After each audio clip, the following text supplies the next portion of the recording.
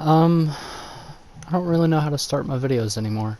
It's been approximately 2 years since I've been on YouTube and uploaded videos and really had any presence on social media.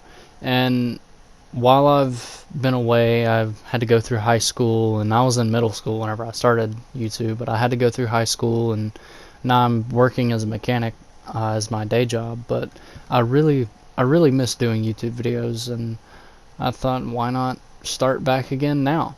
Now, I know nobody's really going to watch these videos, and if I do, it's going to be like close friends or maybe some family members, but I'm not really doing it for any views or anything. It's more of just a hobby and to vent my emotions outwards. So these videos are going to be compiled of clips of gameplay, and I might do a wide variety of things. I've thought about doing um, narrations, and yeah, I'm on a PlayStation, so the mic quality isn't going to be excellent. It's not going to be very pleasing. There's not really going to be any effects that I add to it, but I'm playing in this clip, I'm playing Ghost of Tsushima. I got this game for free on PlayStation Plus. I've thought about just doing this, recording some clips of gameplay and talking.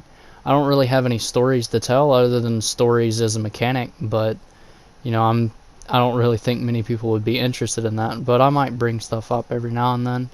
I might upload clips of me and my friends talking and playing with each other, but I have to figure out some stuff for that first, because this video was supposed to be a clip of highlights from our conversations and my gameplay, because my internet has ever so steadily declined in quality over these past few years, and I am not able to do live streams. I'm not able to upload videos regularly, consistently until I figure it out. I can't play online video games with my friends. I can chat and party with them, but that has its own issues too. So I was just going to talk, and hopefully maybe someone will listen. If not, I don't really expect anybody to, but if not and you enjoy it, I would be open to things I could talk about. I've thought about reading about mythology because I've been studying that recently. Well, I say study. I listen to it in my headphones while I'm at work. So while I'm working, I'll listen to podcasts or I'll listen to documentaries just to keep my head straight, because I have to have multiple things going on to stay focused.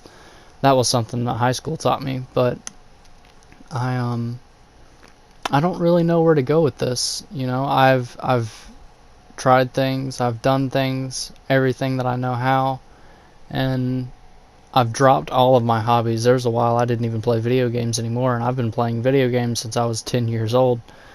But I'm just going to be doing short videos, 10-minute videos, and just having fun on YouTube again. It's not really for views or fame or for likes or whatever, because I don't really care about that. It's more of, this is something that I enjoy doing, and it's good for me to get things out there now that I know how to communicate. It's good to get these things off my chest and out of my head. And I do have friends and a girlfriend that I confide in, but sometimes I forget to say things, or I leave it out. And it's not like I'm hiding it from them, but it's just I feel like it's not important. If I told everyone my deepest, darkest fear or everything I'm excited about seeing or doing, it kind of gets where I'm too open. I've learned recently less is more. The less you say to people, the more they listen. So whenever I do talk, normally people listen now. And it's not that felt like I got ignored beforehand, but just the way I used to view things. So I don't really know what I'm gonna do here. I was playing Ghost of Tsushima, and I got in this boss fight, and I was gonna make a compilation of all the deaths, because as I continue to talk, if you'll watch the video instead of listening to me, you can really see how many times I die, and it's pretty annoying. But it was fun. It's challenging, and I guess I'll start off with a story from work. Things that I've seen as a mechanic that I didn't realize that I'd see. Like, even stupid things, like people come in all the time. Um, with stupid problems, but this one sticks out in my mind particularly. I laugh about it all the time. This lady, she she had a Ford Edge. It's like a Scion Cube, but massive. It's huge. So what happened was it had just come in for a broken fuel pump. It would not send fuel to the engine. The fuel pump is what is in your gas tank, and it pumps the fuel to your injectors, which go into your cylinders and, well, into your intake and then the cylinders, and then it combusts and you have power in the engine. Well, no fuel means no power, means no start, means no go. And she came in for the second time. We had, like, just the last week we replaced the fuel pump, and she gets her car towed in. We're like, what the heck? We do not like callbacks to the shop. A callback is whenever you get done with a vehicle, or you've done what has been asked of you, or a comeback, not a callback, and then it literally comes back to the shop because there was something wrong, and that's a bad thing. You know, it shows you didn't do your job or didn't do it well enough. Well, we thought this was just a comeback, and it was, but if you already know where this is going, because I'm kind of rambling because I don't have anything written down, I was going to start the car, and I looked at the fuel gauge. I'm like, that says empty. And I mean, normally that wouldn't be that big of a deal, because sometimes these cars, they'll say empty if the fuel pump isn't reading because it's electronic. If it's fried, it's not going to read. And yes, your fuel pump can fry in your gas tank. And there's an old tip mechanics all say, if you get your car to a quarter of a tank and fill it up, your fuel pump will last longer, because the liquid gas will cool down the fuel pump as it gets hot. But the fuel pump wasn't reading. It was saying it was empty, and I was like, I really, really want to try putting some gas into this. So I convinced my boss. I'm like, hey, let me take this gas can down to the gas station. I will fill this car up and see what happens. And he just acquiesced to it and said, okay, if that's what you think, go ahead. So I go down to the gas station, go see my guy that I love talking to at the gas station. I'm like, yeah, I got a feeling this lady dropped her car off with nothing in it. And I get back to the shop. Lo and behold, I'm pouring the gas in, and my coworker at the time was sitting in the driver's seat, and he's like, holy crap, the dash reads 8 miles till empty. So the lady brought her car to us thinking the fuel pump was broken, and it just didn't it didn't have gas in it. Which is kind of weird if you think about it, because if you drive a car, you know that there's a light that comes on whenever your gas is critically low. And I don't know why she didn't see the gas light come on. The bulb could have been out, but it also couldn't have, because it was a digital dash. So it doesn't really make much sense. I've seen so much. I've only been working as a mechanic for a year, and I'm very confident in what I know how to do, but I also realize I don't know how to do a lot. I have my girlfriend's car in the shop right now, and it's been there for 2 months, but it stays in the shop. She'll have it for a couple months, and then something goes wrong and it has to go back to the shop, and of course it comes to mine. And I found out with these Chryslers there was a problem with manufacturing, and it'll act like it's one problem, which would be the blowed head gasket in this case, and it's really an extreme version of that, where it's the part that it's on top of the head gasket that's failing. But I'm not going to get technical, because I know no one really cares or wants to know, and that kind of defeats the point of the video and the channel, to be able to express myself freely without any judgment. But it's kind of stupid to upload something on the internet and expect no one to judge it. Because no matter where you go or what you do, people are going to judge you based off the things you do and say and the way you act. But there's not really much you can do about it. You just kind of have to accept that people are going to judge you, people are not going to like you, and that is what it is, and that's okay. Oftentimes I wonder, what did my classmates think of me whenever we were in high school together? And then I realize, I'm out of high school. Why does it matter anymore? I mean, it'd be kind of nice to know what people think of you, but at the same time, knowledge is one of the most painful things to have. people talk about ignorance is bliss, and it quite literally is. Once you learn something or become self-aware, you're open to all the problems.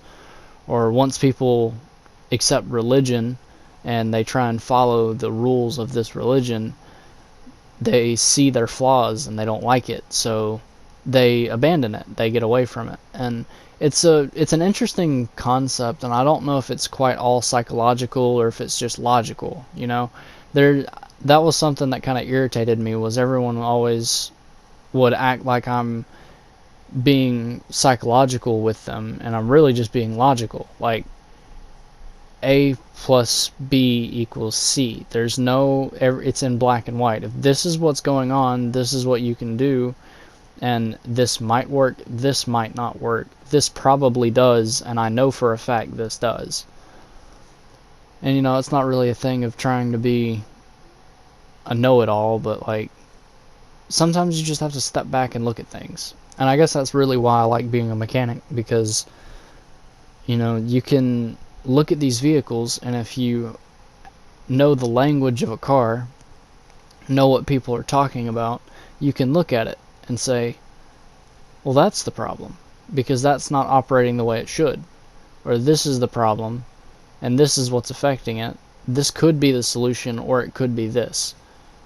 And it's pretty cut and dry. It's a nice escape from, I don't know, not society, because I deal with people, but it's a nice escape from all the illogical, well, basically, it's an escape from things that are illogical. I mean, besides what engineers do to improve something that shouldn't be improved upon, but I'm not really one of those guys where it's everything's the engineer's fault. You know, there's such thing as operator error. Your mechanic cannot know what he's doing. I will be the first one to admit that. There's been many times where I've looked at a car and said, I have no clue what this does, but I'm looking at it, I'm taking it apart, and I realize this affects this object. So I mess with it and get it to work. And it makes sense, because it's all mechanical, it's all logically sound, you know, everything is connected, everything's in black and white. This object performs this task, and this task affects this object, which performs this task. So it's really just it's a break, because dealing with people, it's not a bad thing. I don't hate people. I hate stupidity, and that's kind of narcissistic in a way, because you have to be open, you have to be aware of what is stupid and what is not, and then your judgment of stupid can not be sound. It can be something that actually makes sense to someone else, but you don't see it that way because you're closed-minded, which we're all guilty of. But it's just, dealing with people takes a different kind of person, and I don't really think that I'm that kind of person, because I make too much sense of things, you know? I don't really know how to, like, I know how to interact with people and make small talk and have conversations, but like, I don't know how to really interact with people on a deeper level. You know, all my friends, they're used to me being goofy and playing around and laughing about my own pain and stuff like that, and it's not a bad thing at all. To me, that's how I cope with it, but at the same time, that's not something that people normally do. But I'm just kind of talking and rambling, and this isn't going to be anything interesting on this video. I mean, again, I don't expect anyone to watch this, but this is kind of just my way to get back into it. I'm going to be uploading 3 videos, one every week, and I made a deal with my girlfriend. She wants a PS4, thankfully, not a PS5. Those things are hard to get still. But she wants a PS4, so I said if I can get 50 views in 4 weeks, so post 3 videos per week, and wait 1 more week after the 3rd one is posted. If I can have 50 views on the channel, I will pitch in to help pay for a PS4. If not, I'll figure something else out. But it's been good to just talk for a minute, and so you can see me not succeed in a video game. I think that's something also on YouTube I see a lot of, is people only post the good clips, and I know it's the most appealing, but like, I'm kind of part of the social media platform where not everything is good, not everything is you performing well. I think it's good to show when you mess up, and not in a funny way of bloopers, but show like the actual struggle that you have doing something that may be easy to someone else, like watching this fight.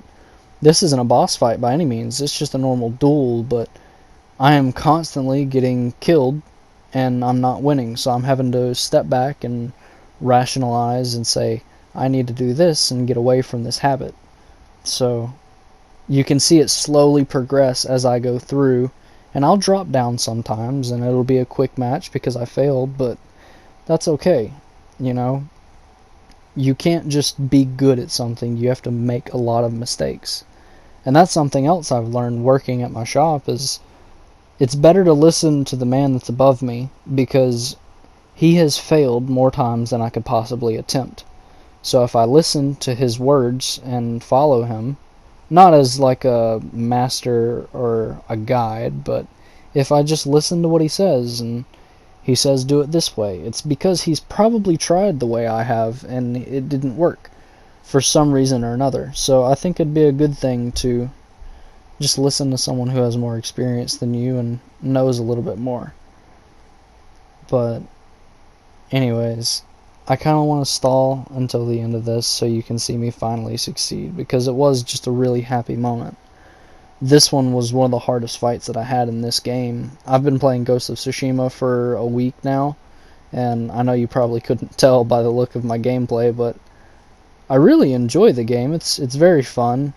It takes advantage of different attack types without changing your characters. There's no microtransactions that raid all of the games now, or at least mainstream. I know this is a mainstream game whenever it came out, and it's been a while.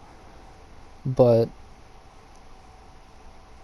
for my next video, I will probably do some kind of probably reading.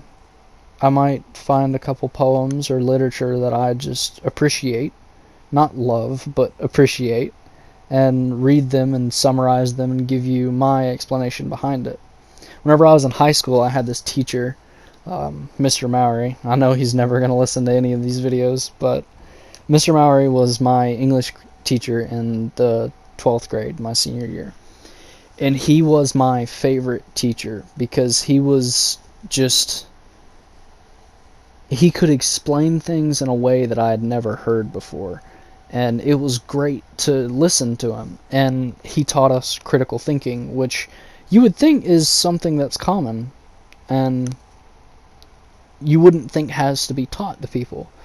But he taught us critical thinking, and you know, it was reading strategies of literature where you look at the story and you say, okay, this is a symbol, and symbolism is kind of a hit or miss type thing anyways, because it could literally mean what it is, or it can be a symbol and you just have the meaning messed up, or maybe you got the symbolism right, but it's symbolism nonetheless. It's something that has no definite meaning and is going to be seen from different points of view, which is something I think people aren't open to anymore.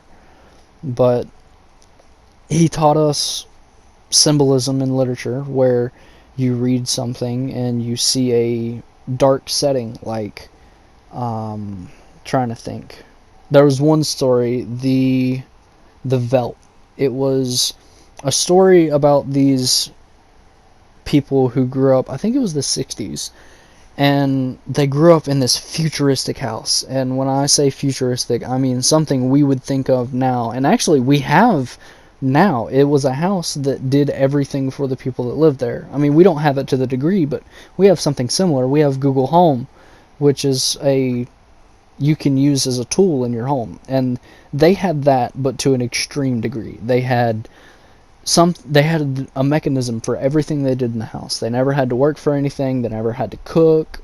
You know, the house would literally, and it's quoted, it would rock them to sleep at night, and it would hum while it was cooking. And there was this one room, and it was called the nursery. which is kind of symbolism in itself, because it was literally a VR room. It was a virtual reality room, which it was more of a virtual environment, not really reality. But there was a mother and a father and the two kids. There was a son and a younger daughter, and throughout the story you can see that the kids don't have respect for their parents, and with them not respecting their parents because the house takes care of them, it really points out what the story is really about. It's just a story about people that they have a house that does everything for them, and then something tragic happens at the end. And that there's no really, if you don't look into it, there's no deeper meaning. That's literally the story, point blank. That's what it says. But if you break it down, you can tell what's going to happen using foreshadowing. Like at one point, the father walks into the nursery and he sees these buzzards flying above his head, and the shadow crosses over his head. The author makes it a point to say that a shadow went over his head from a buzzard, which eats dead animals. So you could guess that, well, the father dies. And there's another instance where the parents walk into the nursery again. And the reason it's called the veldt is because it's a veldt. It's a grassland in Africa, and it has lions and zebras and gazelles and all this African wildlife, but the environment's extremely harsh. Like, it doesn't make sense with the way the story is described, because the only thing that can show up in the nursery room is whatever the children imagine and make a point to create. And the children then made a point to create an extremely inhospitable environment that would hurt people that go into it. And it made the parents worried, so they called a psychologist. But after they called the psychologist, one night they go into the nursery after they heard screaming, and the father found his wallet that had been chewed up on the floor, and the mother found her scarf or her purse, I can't remember. It had been chewed up and there were bloodstains on it. And you could have thought, well, maybe the kids just took it in there and they were in the virtual environment and the lions ate it, or you can dive deeper into it. Either way, my teacher had taught us this way of critical thinking. And it really, really helps reading old literature and even new things now, and talking with people too. And it was something that I just really valued, and he was really, really a great teacher. I mean, he was phenomenal.